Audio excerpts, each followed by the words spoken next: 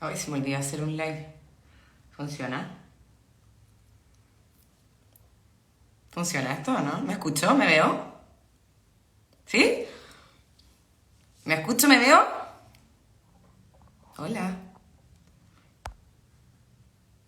Hola, hola, hola, hola. ¿Hay alguien ahí o no? No, no, estoy como la Cecilia Boloco. A ver, inmobiliaria. Espérame un poquitito. Ya, punto.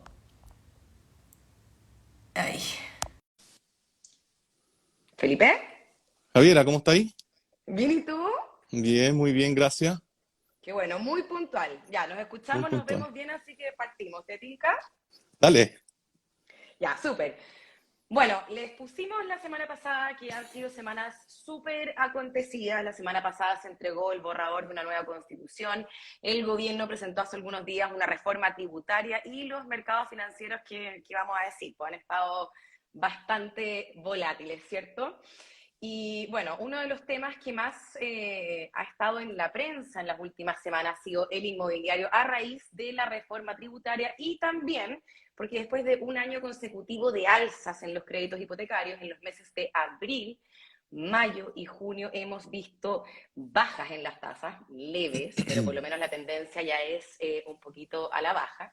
Y como sabemos que el tema inmobiliario es algo que les interesa muchísimo porque tiene un impacto directo en sus bolsillos, decidimos hacer un live para repasar un poco todas estas materias y también el panorama hacia adelante. Por eso estamos aquí con un gran invitado. Estamos con Felipe Cruz, que es subgerente inmobiliario de Inmobiliaria PY, que es una empresa, para los que no la conocen, que lleva más de 40 años construyendo hogares para las familias chilenas. Felipe, ¿qué tal? ¿Cómo estás? Buenas noches y muchas gracias por venir a responder nuestras dudas, que son bastantes. ¿Ah? Hola, Javiera, ¿cómo estás tú? Oye, muchas gracias por la invitación. Sí, me imagino que tienen hartas dudas. Vamos a estar aquí conversando largo rato, entretenido, y vamos a tratar de poder responder algunas dudas que vayan surgiendo. Sí. Gracias a ti. Eso mismo, para los que nos están acompañando, pueden ir mandando sus dudas y las vamos a ir tratando de responder todas mientras vamos conversando. Vamos a partir por bloques, así que vamos a hablar de lo primero, que es algo que tiene impacto directo en el bolsillo de las personas. Ya lo dije antes, los meses de abril, mayo, junio, las tasas de los créditos hipotecarios bajaron un poquito después de estar subiendo durante 12 meses duro y parejo. Felipe, cuéntanos a qué se debió esto. A ver, partamos del principio. A ver, las alzas de crédito se han debido principalmente al empeoramiento de las condiciones del mercado de capitales, ¿cierto? Principalmente los retiros de fondos de la AFP. Es lo que más ha afectado. Después de esos retiros se dificultó el financiamiento de largo plazo, los bancos se pusieron mucho más restrictivos, tanto porcentaje de préstamo como los plazos, ¿no es cierto? Además de las constantes alzas en la tasa de política monetaria del Banco Central, también va impulsando al alza los créditos en general, ¿no es cierto? Ahora, ¿por qué hemos visto un respiro en las alzas del crédito hipotecario? Tiene que ver principalmente porque bajaron estas presiones sobre el mercado de capitales. O sea, hemos visto discusiones en la Cámara respecto a nuevos retiros que se han rechazado, todas esas iniciativas, y esto ha permitido contar con mejores condiciones de financiamiento a largo plazo.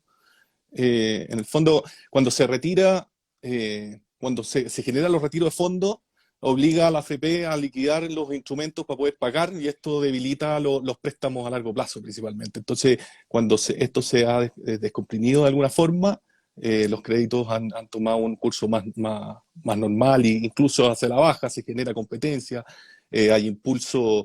El hipotecazo del Banco Estado también Sí. empieza a generar competencia en las tasas, y genera un círculo virtuoso que los da a la baja, digamos. Oye, Felipe, ¿y cómo están viendo la cosa hacia adelante? Se vienen años jodidos en términos económicos. Sí, se vienen años complejos. Veníamos con años con tasas hipotecarias excepcionales, ¿no es cierto? Nunca vistas, de los mejores de la Sí. región, así que se Que podía. también es bueno recordar eso, porque en el fondo nos acostumbramos a algo que no era tampoco normal. Exactamente, no era normal. O sea, si miramos las tasas de hoy en día, no estamos comparando con años como el 2014, 2015, son las tasas equivalentes en la cual el mercado funcionaba regularmente y la verdad es que como nos vimos expuestos o nos vimos después con tasa del 2,19 en algunos casos, eh, con plazos de 30 años al 90%, nos acostumbramos y estas alzas nos han pegado en el bolsillo a todos.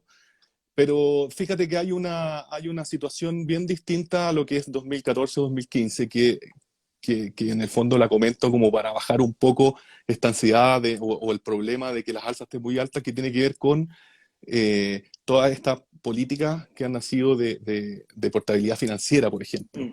Hoy en día tú puedes tomar un crédito, quizás no en las mejores condiciones, pero si en el futuro las condiciones mejoran, el cambiarse es mucho más simple. O sea, tú te metes a cualquier entidad, a cualquier banco y hay un banner, tú haces un clic y así generas la portabilidad financiera y eso en el fondo te ayuda a tomar una decisión que en algún momento se decía como tomar un crédito para toda la vida y en el fondo uno se preocupa, se urge, pero en realidad hoy en día no es para toda la vida. O sea, la decisión de la compra de la casa puede ser, ¿te fijas? Pero quien te presta la plata no es para toda la vida y te puedes cambiar y si mejoran las condiciones, hay distintos tipos de tasa que te pueden ayudar también a tu realidad actual, a ver qué tasa tomas, fija, mixta, etcétera. Ya vamos a hablar un poco de las tasas. Es cierto eso, antes el tema de, bueno, sin la portabilidad era terrible, eso era como casarte para toda la vida con alguien y ahora es súper fácil y es súper rápido. Creo que 60% han disminuido los tiempos según cálculos de Hacienda de portarse de un lugar a otro, de una institución financiera a otra. O sea, Exactamente. Y y como con la pandemia. comentábamos, la competencia que genera por querer captar esos clientes van generando mejores condiciones y en el fondo siempre es mejor para el consumidor. Oye, yo siempre lo digo y por eso quizás no me gano el cariño de los bancos, pero yo siempre le digo a las personas que cuando toman un crédito hipotecario, los bancos, las mutuarias se pelean por el cliente hipotecario, así que ustedes tienen el sartén por el mango en la negociación. Así es. Oye, Felipe, ya lo dijiste tú, lo dije yo también. Bueno, terminaron los retiros y además el Banco Central ya ha subido la tasa de política monetaria 9 veces Nueve consecutivas, veces. 925 puntos bases desde junio de 2021. ¿Qué impacto debería tener esto sobre las tasas de los créditos hipotecarios? Porque aparte, se esperan más alzas todavía. No se Se espera que esperan más alza. termine. Sí. No se descarta llegar al 10,75, 11%, es lo que han dicho los expertos últimamente. Pero como te comentaba anteriormente, la tasa política monetaria actúa como la tasa de referencia para los distintos créditos, eh, por lo que podría producirse un alza principalmente en las tasas de los créditos de consumo, que son más a corto plazo. Yo estimo que por ahora no debería afectar mucho a los hipotecarios y la principal subida de la tasa de política es frenar el consumo y esas tasas altas afectan fuertemente los créditos cortos, o sea, los de consumo. Los hipotecarios no deberían verse muy afectados. Ya, súper, porque las personas siempre tienden a pensar que les van a afectar las alzas de la TPM y entran como en pánico, sobre todo los que tienen crédito hipotecario. Que bueno, Los medios, es súper bueno. sí, los medios no ayudan mucho tampoco. Si tú ves, aparece y es medio escandaloso el hecho de que suben y efectivamente, o sea, está bien, han subido. Pero como comentábamos anteriormente, o sea, estamos todavía estamos en tasas del 4,5%, son tasas buenas, nos podemos comparar con la región, también siguen siendo, todavía tenemos acceso a crédito Sí. y en el fondo, si lo miramos en el contexto de largo plazo, que es como hay que mirar las tasas hipotecarias, todavía son tasas alcanzables, digamos, son buenas tasas todavía. Oye, te tinca que pasemos a otro de los grandes temas de esta noche, que es el tema de la reforma tributaria, y después nos dediquemos un ratito a responder preguntas que ya han llegado bastantes, antes de pasar a el siguiente tema.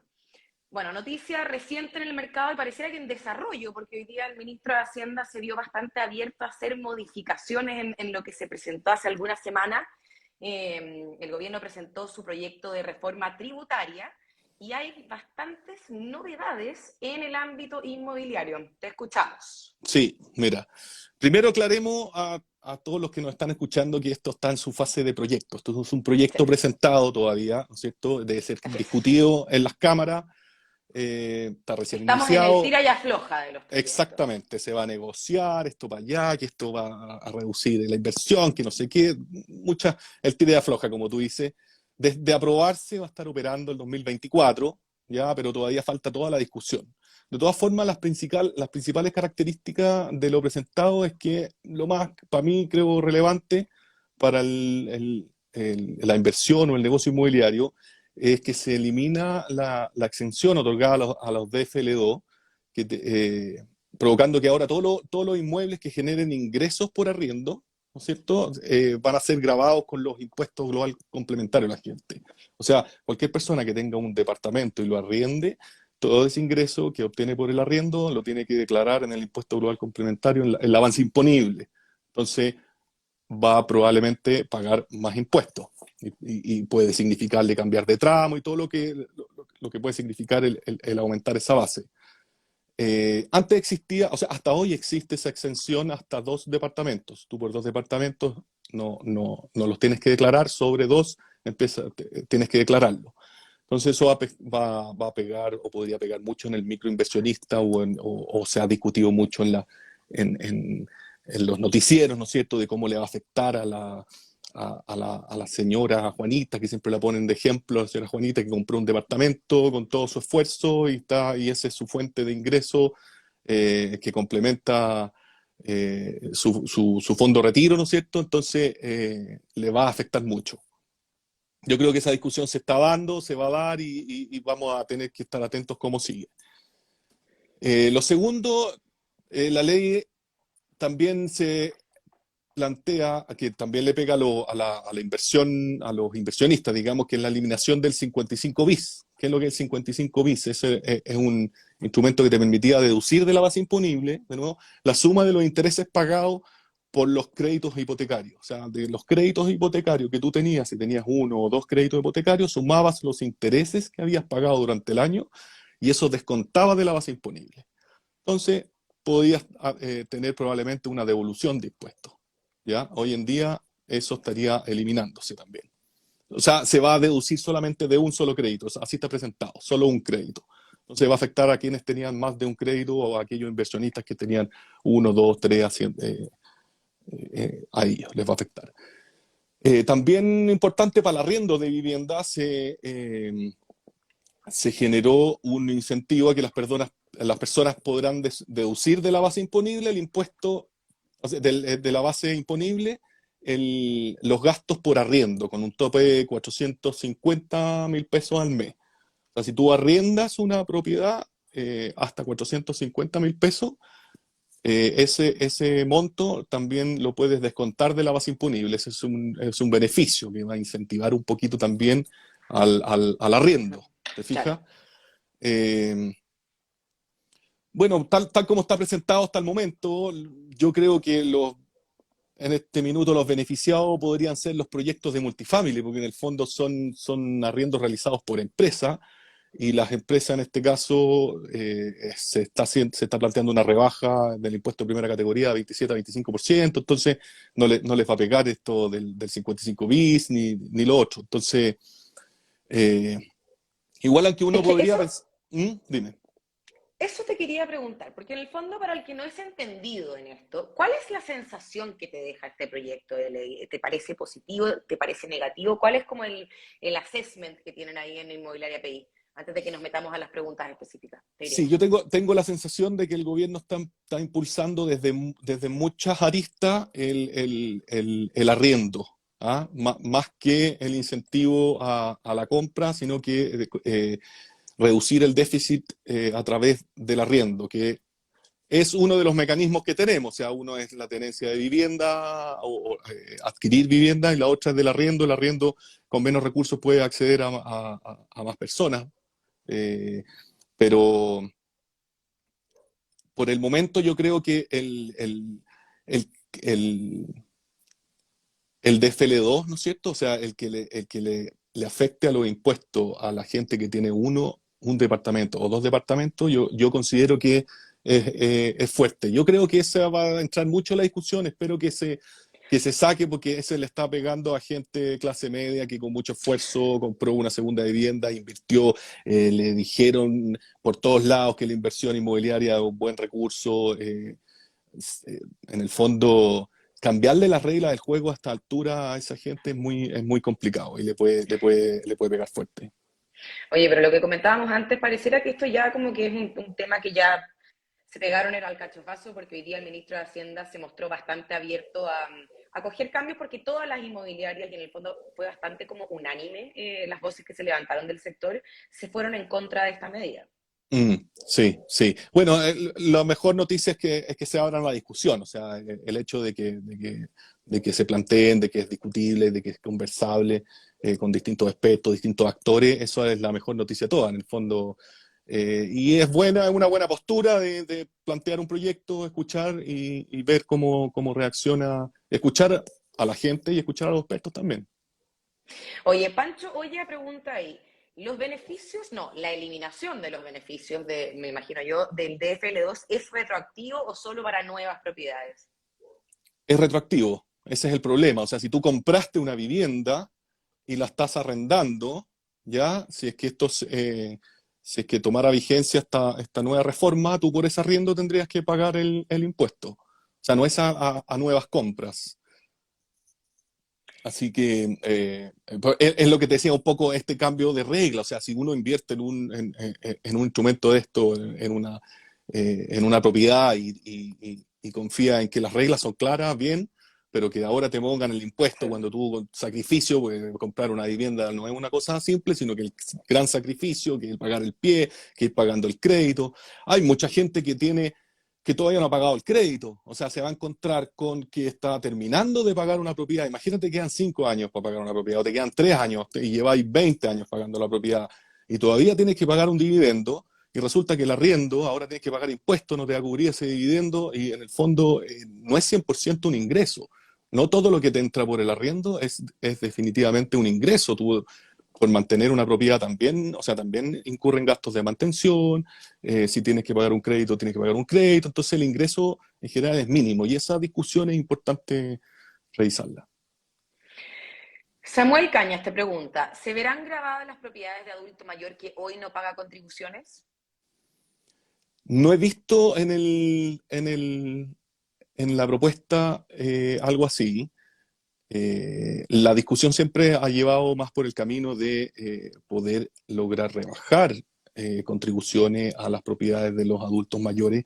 Lo que le pasa hoy a los adultos mayores es que probablemente la vivienda que compraron la compraron hace 20, 30 años, entonces donde esté ahora esa persona que compró hace 30 años ha tenido una plusvalía gigante y a raíz de la plusvalía de los territorios las contribuciones van subiendo, entonces a los adultos mayores se les va haciendo insostenible el pagar las contribuciones de una propiedad que han tenido y no han hecho, en el fondo han vivido siempre ahí, no se justifica mucho que le suba el costo a ellos mismos.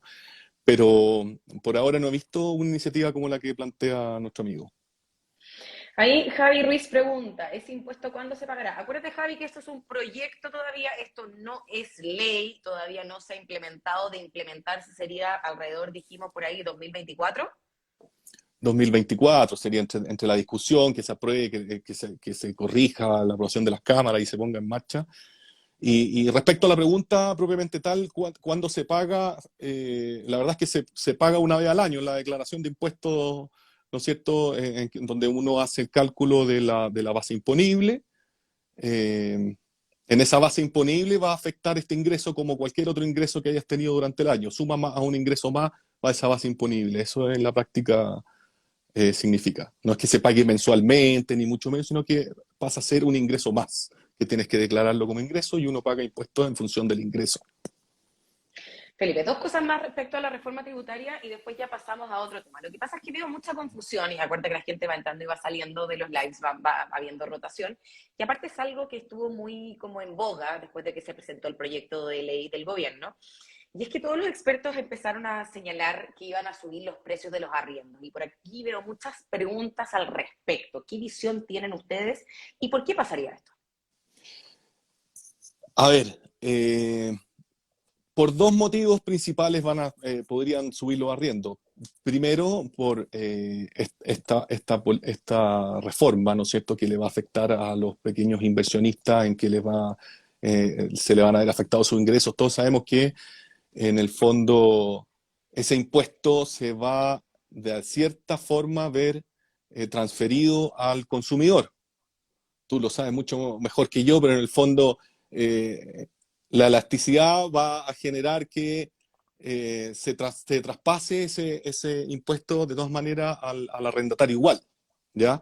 No tenemos tan claro cómo va a ser todavía, porque el proyecto no está tan claro. Habían cosas como la que te decía yo, que pasa respecto a los gastos, etcétera. Pero primero, eso puede impulsar al mayor arriendo. Y lo segundo es siempre va generando alza en los arriendos el hecho de la dificultad de acceder a la vivienda propia, digamos, a acceder a una propiedad por las mismas restricciones a los créditos, por las mismas alzas de precio, todo eso. En definitiva, transfiere a quien no puede comprar una vivienda a tener que arrendarla, y al haber más demanda y la oferta mantenerse, suben los precios. Y a la oferta mantenerse, bueno, en el fondo, eh, la ciudad crece a cierta velocidad, hay restricciones, se han ido generando más restricciones para el desarrollo inmobiliario. Hay un montón de motivos por el cual las viviendas pueden seguir subiendo en su valor. Y a la medida que suban valor, con mayor razón hay más gente que no va a poder, o sea, menor gente que puede acceder, por lo tanto va a necesitar arrendar, y eso impulsa el valor de los arriendos. Bueno, de todas formas, queda tiempo para esto, lo decíamos antes, para que no se apaniquen, para que no se alarmen. Esto no es nada definitivo, no está escrito en piedra. Ya hay indicios de que podrían haber cambios a lo que se presentó. Esto es como la clásica línea que sigue un proyecto cuando se presenta, no sale exactamente igual como se presenta. Así que para que no Esperemos se que salga aparezca. mejor, que salga mejor en la idea, Exactamente, porque exactamente. a veces no siempre pasa. Oye, pero bueno, Dime. mira, hay algo que sí yo creo que no podemos cambiar. Hay cosas que podemos cambiar, hay cosas que no podemos cambiar. Una que no podemos cambiar es que yo creo que hay bastante consenso ya de las autoridades, de los economistas, del Banco Central, el Fondo Monetario, etcétera, etcétera, etcétera, de todas las instituciones habidas y por haber, que no solo para Chile, sino que para el mundo vienen años extremadamente complejos en términos económicos. De hecho, no se descarta una recesión, que es un término que ya ha empezado a resonar bastante en la prensa local, extranjera, pensando en el próximo año. Entonces, al final, Felipe, lo que las personas quieren saber es, ¿sigue siendo un buen momento para inversión inmobiliaria o no? Buena pregunta, clásica pregunta. A ver, nadie tiene una bolita de cristal aquí para poder No, ver el futuro, pero sí no. lo que podemos mirar mucho es el pasado y ver cómo se ha comportado el negocio inmobiliario en todas las crisis, en el tiempo y todo. Y hay un dicho que dice que el mejor momento para invertir en propiedades fue ayer, ¿ya? Entonces, en el fondo, el primer argumento, y que son importantes los factores que están constantemente empujando el alza de las propiedades, que es lo que tú comentabas anteriormente. O sea, el crecimiento demográfico, la necesidad y el déficit habitacional, el recurso escaso de suelo, normativas cada vez más restrictivas, políticas tributarias. No sé si al final del gobierno de Piñera se presentó la exención del crédito especial a la empresa constructora, que en el fondo todo eso encarece la construcción y todo esto, todas estas cosas van generando simplemente que el precio de la vivienda sea cada vez más alto. Estamos hablando en transcurso de largo plazo. ¿Ya? Importante ver siempre el comportamiento de los precios de la vivienda en el largo plazo. Uno siempre mira cuánto valía 10 años atrás. O sea, uno se compra una propiedad y se proyecta en venderla en un plazo corto de 10 años, si es que no la vas a tener 20 o 30, ¿no es cierto? O si la vas a ocupar para inversión, pero las viviendas hay que mirarlas en el transcurso del largo plazo. Pero como te decía, todos esos factores impulsan los valores al alza y hacen cada vez más complejo comprar una vivienda.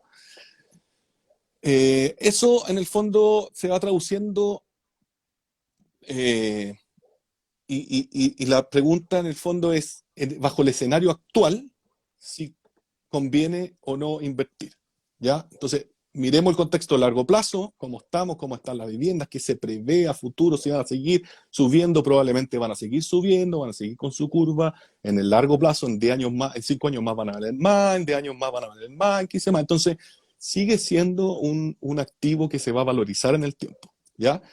Y respecto al escenario actual, eh, la verdad es que el escenario está súper revuelto, ¿no es cierto? O sea, eh, el año 2021 cerró con inflación del 7%, vamos en un 2022 en torno al 10%. Esto con incertidumbre mundial, que la invasión de Rusia-Ucrania, aumento de los precios, el dólar, las materias primas, todo. Pero a pesar de estos factores, yo creo, y en general los expertos han dicho que sí se puede invertir y que es un buen momento para hacerlo. Y en el fondo, ¿por qué? Esto es lo entretenido de explicar, digamos. ¿Por qué con todo lo que hay dicho puede ser bueno? Y en el fondo, vamos, yo creo que lo mejor es hacer un paso a paso para convencernos. La gran duda al Juégatela. final, la gran duda es si tenéis que, o sea, si queréis comprar o no es, ¿qué puedo hacer? No puedo comprar ayer porque ya no compré ayer. Entonces, ¿qué? Es esperar. ¿Y qué es lo que quiero, qué es lo que podría esperar? Son dos cosas. O bajan los precios o mejoran las condiciones de crédito. ¿No es cierto? Son las dos cosas que en el fondo me podrían a mí llevar a tomar una decisión de esperar. ¿Ya? Que bajen los precios, lo mismo que planteé anteriormente. Difícil que haya una baja sostenible en los precios en el largo plazo, no va a ocurrir. O sea, son cosas circunstanciales que hacen que los precios bajen en algún minuto y esos precios hoy en día ya se están viendo Mm, bajo ofertas especiales. O sea, tú vas a una sala sí. de ventas y te vas a encontrar con ofertones del 8%, 10%, el pago de bien cuota, congelaste el UF. Hay un montón de incentivos que en la práctica se traducen en un descuento a la vivienda.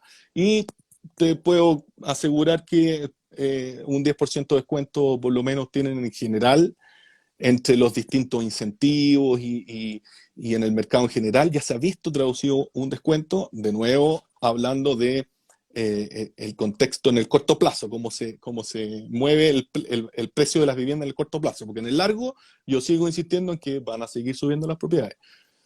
Entonces, la segunda, esperamos una mejor tasa. Pucha, la verdad es que en el periodo de incertidumbre que estamos viviendo, considero que la oferta de crédito hipotecario todavía está sana, o sea, todavía puedes acceder a un crédito a 25 años en un 80-85%. Hay bancos que se la juegan con una tasa del 3,85, o sea, tasas relativamente buenas, con plazos buenos, y que frente a eso considero mejor tomar esa opción hoy. eh, y si mejoran el día de mañana, refinancio. ¿Te fijáis? Pero ya tomé la opción, ya fijé un valor de la propiedad, está en UF más encima, que es otra cosa más que un refugio a la inflación. O sea, si yo dejo pasar un mes en una propiedad de 3.500 UF, estamos hablando no sé, el IPC, ¿cuánto fue? 0,9, un 1%. Estamos hablando de 1.100.000 pesos que sube la vivienda mes a mes. O sea, una casa que no compré hoy día, una casa de 3.500 UF que no compré hoy día, el próximo mes vale 1.100.000 pesos más.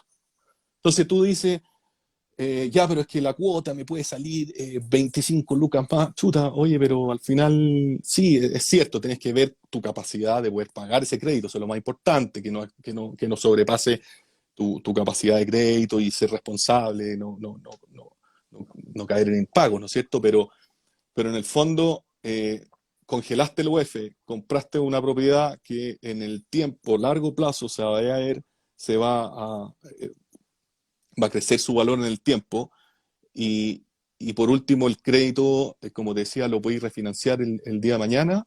Sí. Yo creo que sigue siendo en mi conclusión sigue siendo una buena oportunidad. E insisto, las inmobiliarias están sacando buenos descuentos, oportunidades, te metes a las páginas web y tienen oportunidades web, unidades especiales con descuento, pago del pie en 60 cuotas, la UF congelada no sé qué fecha, y gastos operacionales gratis, o sea, están dando buenos beneficios y se puede dar una buena oportunidad. Mientras antes compre mejor, creo yo, siempre, en el negocio inmobiliario. Ya. Bueno, entonces convengamos que la respuesta es sí, sigue Sí, siendo un buen momento para la desde inversión mi inmobiliaria. perspectiva. Oye, voy a tener la primera salida del libreto de la noche, es que me da mucha risa el bullying que se ha armado el ministro de Economía por el tema de los precios. Pues, ya, pero no los vamos a pescar. Oye, ya, Porque una los precios... pregunta, ya, Dale. porque nosotros pagamos en pesos, no nos Mm, afecta el dólar, parece. Bueno, la bueno. cosa es que una pregunta que nos llega todo el tiempo para las personas que ya están con ganas, que ya le echó el ojo a la inversión inmobiliaria y ya están con ganas de dar el paso. Siempre nos llega la clásica pregunta, ¿qué tasa me conviene más? Entonces yo te quería pedir si podemos repasar, para los que nos están viendo hoy, esta noche, que me imagino que son personas interesadas en invertir en el sector inmobiliario, las características de las tres tasas que existen y que las repasemos un poquito. Perfecto. Antes de explicarte las tres, de nuevo contextualizar con la gente que se está uniendo recién, bajarle un poquito el susto a la gente respecto a la toma de un crédito, ¿no es cierto? Actualmente en vigencia la portabilidad financiera, como ya te dije, te permite renegociar el crédito, entonces perdámosle un poquito el susto al endeudarme para toda la vida. Eso yo creo que hay un cambio de paradigma ahí y que tenemos que ser conscientes, conocer cómo funcionan los créditos hipotecarios, pero saber que tengo manejo de piernas el día de mañana para poder cambiarme, etcétera. Respondiendo a tu pregunta, cuando uno pide un crédito hipotecario tiene tres opciones: tasa fija, tasa variable y tasa mixta. Entro a explicar cada una. La tasa fija significa que el porcentaje del préstamo,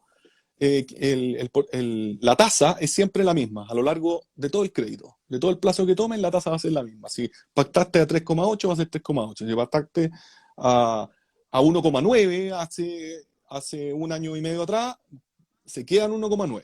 ¿No es cierto? Los cambios económicos que ocurran en el país no van a afectar tu tasa. A diferencia de la tasa variable, que es un tipo de crédito en que el porcentaje de interés se revisa semestral o anualmente. ¿Ya? Puede aumentar o disminuir, depende de la marcha de la economía. O sea, en ese caso, si tú tomaste 1,9, te pueden subir la tasa de acuerdo a la realidad actual y podría este año estar pagando con una tasa un 4%. ¿Ya? Y la mixta es una mezcla de las dos. O sea, probablemente los primeros 3, 5 años es una tasa fija, que generalmente es una tasa fija baja, y después tomas y pasas a la tasa variable, donde probablemente te suba y va a ir dependiendo de la realidad de la economía. ¿No es cierto? En- Oye, ¿se podría decir Dime. entonces que la tasa fija es, por ejemplo, para la gente más parecida a mí, que es más aversa, o sea, que tiene más aversión al riesgo en las inversiones, ¿cierto? Y la variable, la mixta, quizás para gente que puede correr un poquito más de riesgo. Claro, o sea, la mixta tú te la estás jugando con el riesgo de las variaciones. Si no quieres saber si subió, que bajó, no te quieres arriesgar a nada, te vas a ir a la fija, que probablemente sea más alta. ¿Por qué? Porque no estás llevándote riesgo, ¿no es cierto? Entonces, hoy en día tú puedes negociar una tasa fija a un 4,5, 4,5 están por ahí, 4,5, pero si vaya a una variable, probablemente estés alrededor del 3, ¿no es cierto? Pero eh, te va a ir cambiando en el tiempo. No hay una Perfecto. mejor que otra, ¿eh? Sino que No, esto son distintos perfiles al final. son distintos perfiles, depende, tú tienes que acomodarlo a lo que uno quiera. Y ahí yo recomiendo lo primero planificarse, qué es lo que quieres, qué es lo que quiero hacer, porque quiero pedir un crédito, ¿no es cierto? Si es para comprar una casa que la voy a vender en tanto tiempo, la quiero hacer alguna especie de negocio, la voy a arrendar, hay distintas formas. Después, o sea, y proyectarte en el tiempo respecto a lo que vas a hacer con ese activo, con esa vivienda. Después cotizar, cotizar, cotizar, cotizar, por todos lados, cotizar. O sea, te llega uno más barato, una tasa más barata, y te aseguro que tú vas con esa tasa al banco al lado y le dices, oye, pero aquí me están dando tanto, el otro te va a acceder y te va a bajar. O sea, se pueden negociar las tasas. Hoy en día, más encima que el mercado está mucho más restrictivo, probablemente se pueda negociar mucho más. Y ahí tomar la alternativa según el plan que proyectaste. Pero de nuevo, yo creo que no hay que asustarse, es un mercado mucho más regulado que antes y cuentas con la portabilidad y existe una gran competencia por prestarte plata. Si en el banco hoy en día lo que quiere es prestarte plata, entonces tienes distintas alternativas. Oye, de todas formas, yo creo que hace un tiempo causó bastante conmoción el tema de los plazos y las condiciones de los créditos hipotecarios en Chile, que históricamente nos diferenció bastante respecto a los otros países de América Latina, porque en el fondo al final se acortaron los plazos y las instituciones se pusieron más restrictivas, lo decías tú, pero entiendo que eso duró bastante poco y que ya como que se ha vuelto un poco a la normalidad. Sí, es un poco lo que comentábamos anteriormente. O sea, durante los últimos meses bajaron estas presiones sobre el mercado de capitales, se han rechazado los proyectos de retiro. Esto en el fondo ha generado mejores condiciones de financiamiento de largo plazo. ¿Ya? Eh, en mayo, sí, en mayo el Banco Central informó sí, las tasas de interés hipotecarios estaban bajando y se han ubicado ya, están alrededor de los 4,3, 4,4 puntos. Lo comentaba anteriormente, son condiciones que vimos el año 2014, el año 2015. Eh, no nos habíamos acostumbrado a tener tasas ultra bajas, eh, producto también de un mercado de capitales que tenía reglas claras. En el fondo se ha discutido mucho contra las AFP y el mercado de capital y todo eso, pero en el fondo es el gran saco de dinero que se permitía para acceder a los créditos hipotecarios a mucha gente, y gracias a eso eran las tasas bajas. O sea, en la medida que ese bolsón o ese fondo se va disminuyendo, lo único que pueden hacer los bancos es hacerlo más restrictivo, subiendo tasas, y hay menos dinero dispuesto a prestarse en el fondo. Entonces, al haber menos oferta, sube el valor, ¿no es cierto? Eh, pero hoy en día vemos efectivamente ya que se ha ordenado un poco el tema. eh, ya no se han visto, no, o sea, el último proyecto de retiro se rechazó y no se puede volver a presentar en un año. Eh, en el fondo, eso ha permitido estabilizar un poquito los préstamos a largo plazo, ¿no es cierto? Y Mm. eso se traduce en que los bancos ya están dispuestos a prestarte más plata, sobre el 80, 85%. Incluso yo he visto unas últimas ofertas ya al 90% de nuevo. 25 años, ojalá no me ha tocado ver 90, 30 años lo que teníamos, pero podrían ir avanzando por ese camino en la medida que esto se vaya manejando la incertidumbre. Si al final todo esto también tiene que ver con la incertidumbre país en que estamos. ¿Te fijas? Eso va a seguir afectando de todas maneras mientras no fijemos un camino concreto de cómo vamos a seguir como país. Probablemente esto siga muy revuelto. Bueno, por ahí alguien muy al principio preguntaban precisamente eso, porque tenemos otro flanco abierto que es septiembre en Chile. ¿Cómo están viendo las cosas como los escenarios que se podrían dar después del plebiscito de salida? Chuta, esa es una discusión bien compleja porque yo creo que ni los políticos están de acuerdo de cuáles son los escenarios de salida, de que se le apruebe o que rechazo. Entonces, lo único que genera es más incertidumbre. O sea, lo que hay que tratar de ir haciendo es dar certidumbre principalmente. O sea, yo creo, yo creo que como están las encuestas, como van saliendo vías alternativas al apruebo o al rechazo, se van reduciendo un poquito, poco a poco, esta incertidumbre. O sea, estamos viendo que ya la mayoría no quiere darse la vuelta o pasarse 3 cuadras, 3 pueblos, como se dice, con el cambio de constitución. O sea, antes era blanco, ahora todo negro, o al revés, antes era todo negro, ahora todo blanco. No sé, no se quiere un cambio tan radical, sino que, oye, son cosas más concretas las que se requiere cambiar, y las vías se pueden dar no necesariamente cambiando todo en el fondo, y eso ya va generando un primer paso de certidumbre. Pero, pero estamos en un tiempo complejo. Sabemos que vamos a estar en recesión el próximo año. Ojalá no se alargue mucho, por lo que han dicho los expertos, el mismo ministro, es que espera que el próximo 2023 sea un periodo de recesión, pero ya el 2024 empecemos con crecimiento de nuevo. En el fondo, yo creo que todos tenemos claro que estamos en un escenario muy incierto, no sabemos bien por dónde va a ir la cosa, pero sin duda se va poco a poco estabilizando y vamos creyendo de nuevo en un país sensato, en que necesitamos unirnos y en el fondo no seguir quemándolo, digamos. Oye, Felipe, bueno, en este contexto económico que ya hemos hablado bastante, con un poco más de vientos en contra en los próximos años, cuéntanos sobre los subsidios que existen para que las personas puedan acceder a viviendas, porque entiendo que hay varios y hay bastante desconocimiento al respecto. Sí, hay varios programas de subsidio.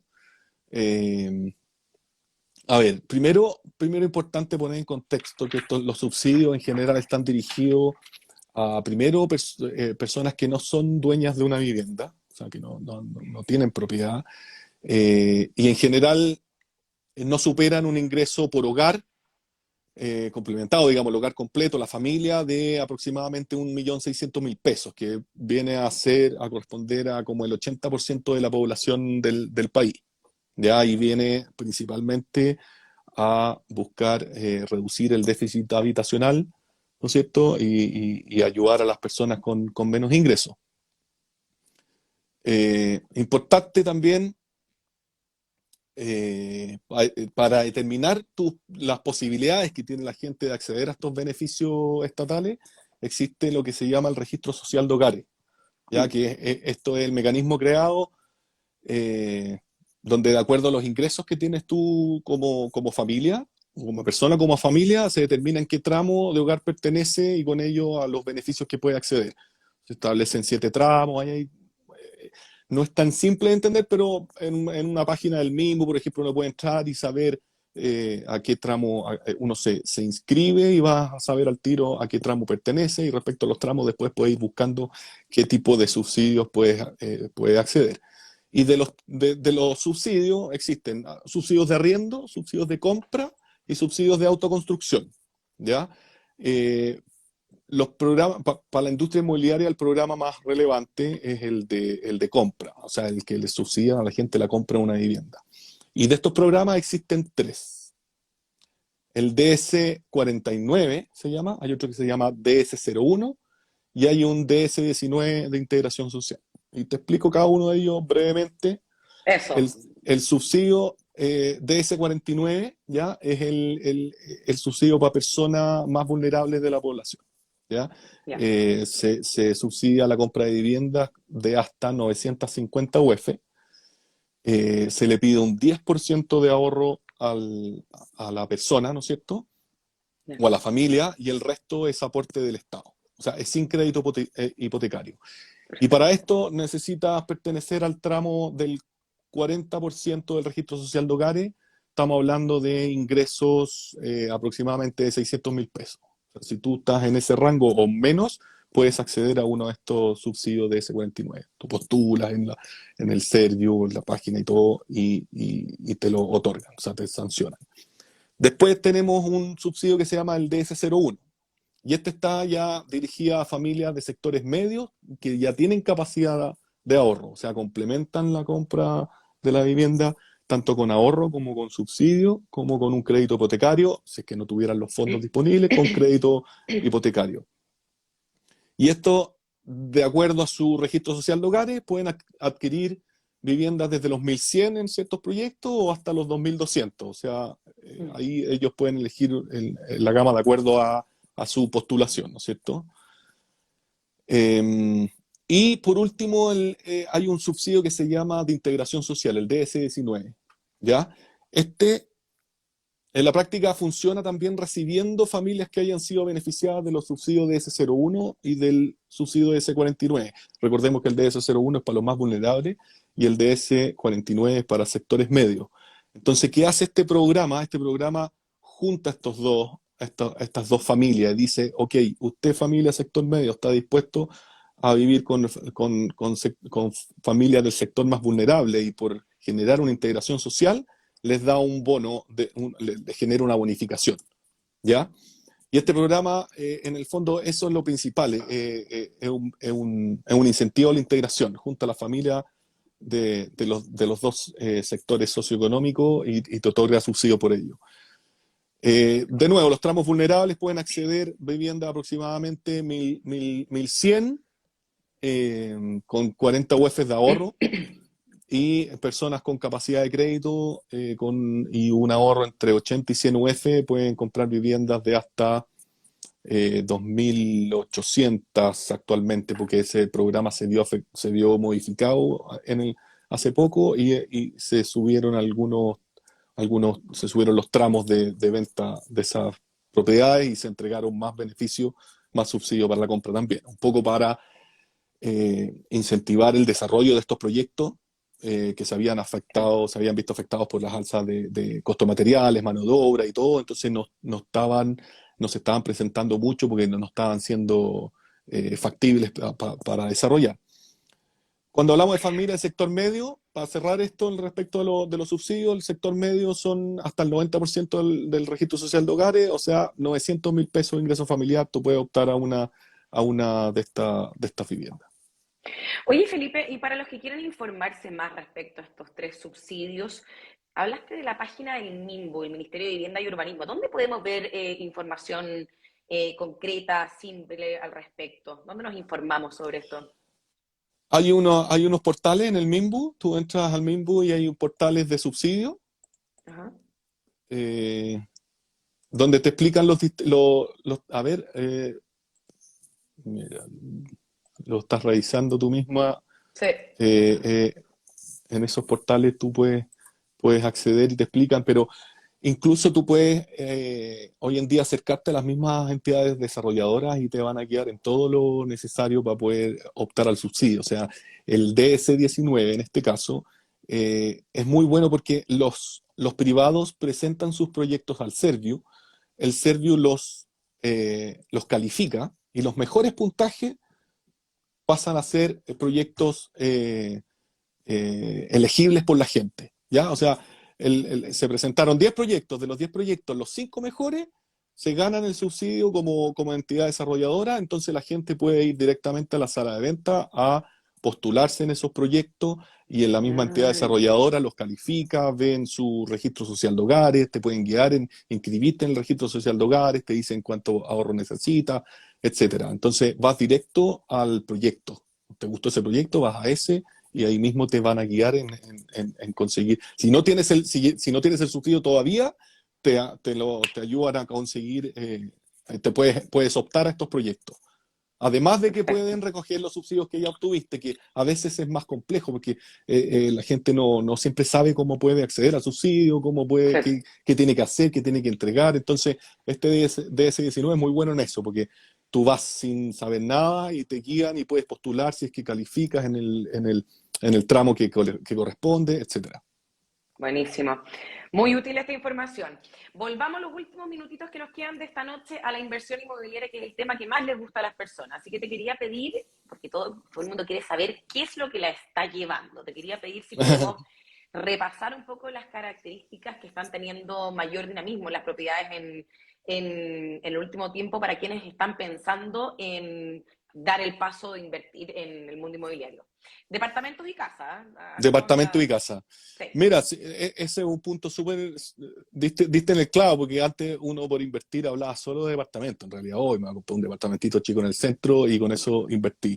Y hoy en día hemos visto cambios también en la necesidad de la gente. O sea, si hay algo, pocas cosas buenas que dejó la pandemia, yo creo que la única en realidad es que este cambio tecnológico de poder trabajar desde la casa ha impulsado mucho también el poder establecerte no necesariamente cerca de tu lugar de trabajo, ¿no es cierto? Entonces se generó mucha demanda en su minuto por viviendas, por casas.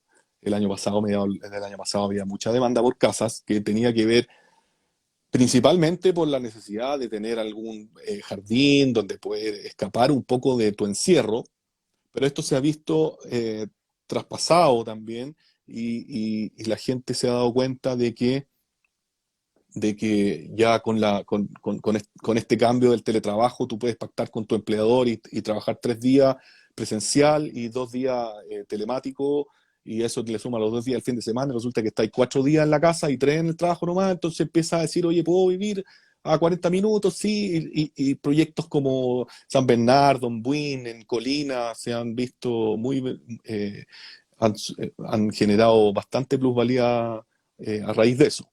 Oye, y Ahora, no solo a 40 minutos. El fin de semana se que quedé plop leyendo no sé por qué se me cruzó una entrevista en algún medio de comunicación del alcalde de Puerto Gara, pidiéndole a la gente que ya no se trasladen más para allá porque no tienen ningún tipo de capacidad, que la ciudad explotó, el tráfico, que no hay hospitales. Cagada total, con el tema lo que decís tú, el así teletrabajo. es, Uno hoy día puede irse a cualquier parte. se puede ir a Y cualquier hay parte, lugares que exactamente. colapsaron con esto. Sí, sí.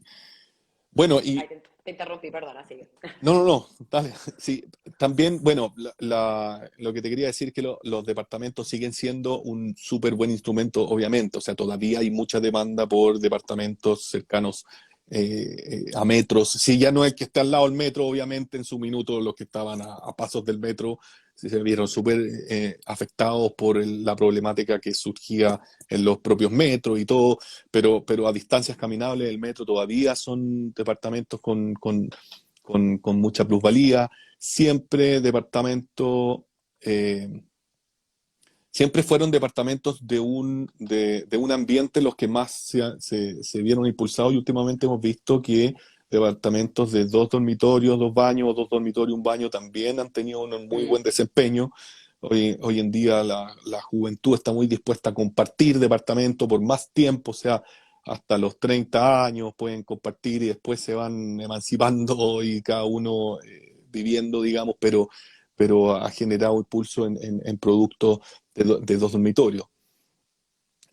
Bueno, y siempre la buena ubicación, el metro, como te decía, igual depende mucho también Servicio. para invertir, depende de los servicios y transporte principalmente. Mm. Ya si todavía, o sea, ahora con un poquito más de riesgo, te puedes acceder a una casa, pero como todos sabemos, a más riesgo, mayor retorno. O sea, esa Sí, casa claro. probablemente va a tener más plusvalía, va a tener el arriendo al alza más continuamente y va a ser un activo de mayor plusvalía. Oye, y bueno, estábamos hablando como toda la migración que ha habido hacia regiones, ahora que la gente no tiene que ir presencialmente a las oficinas. Hablemos un poco de sectores que están dando buenos resultados tanto en Santiago, y si me pudieras mencionar, porque después me tiran la oreja y me dicen que no pienso en las regiones, también de regiones. Mira, en Santiago, en departamento, destacan siempre Santiago, Ñuñoa. Últimamente ha tenido muy buen desempeño la Florida, Providencia siempre también es muy bueno, y eh, últimamente Macul, San Miguel y Estación Central. Ya son como lo que más se mueve para efectos inversionistas, y han tenido súper buen desempeño los últimos años eh, con buena, o sea, aparte de plusvalía, tienen buena rentabilidad en los arriendos. Como te decía, en casa, Colina, Buin, San Bernardo, principalmente. Eh, ya más lejos puedes pensar en Machalí, en Rancagua también han tenido buen desempeño, pero principalmente Win San Bernardo podría decir, y Peñalolén con productos un poquito más novedosos como Townhouse y diseños nuevos Oye, he como, visto como harto nuevo producto Townhouse. inmobiliario, ha tenido también súper súper buen desempeño. En el fondo es tener tu propiedad, tu departamento con jardín y un poquito más urbano, más cercano. Padre Hurtado también es una comuna que ha crecido mucho en el último tiempo. Y en regiones, bueno, de todas maneras, Viña del Mar, o sea, se te viene a la cabeza al tiro como lugares con buenas expectativas de, de- de felicidad, digamos, lugares ricos para vivir. Viña del Mar, Concón tienen buen desempeño. probablemente como segunda vivienda también, o sea, tú puedes disponer de tu vivienda y la arriendas solo el verano y con eso te pagas todos los dividendos de todo el año y viviste gratis todo el año con solo arrendarlo el verano. Antofagasta, por la magnitud de la ciudad también, Concepción y La Serena, te diría yo, que son principalmente las comunas con más, o sea, las ciudades fuera de la región metropolitana, comunas fuera de la región, con mejor desempeño. Buenísimo. Oye, bueno, se nos pasó volando la hora. Hay muchas preguntas que dejamos sin responder. Quizás hay algo que yo no te pregunté que tú quisieras comentar como para que ya vayamos cerrando esta hora muy de alto valor que nos respondiste casi todas nuestras dudas. Pucha, me gusta siempre recomendar a la gente que resuelva sus dudas, que se acerque Que a se la sala, asesoren.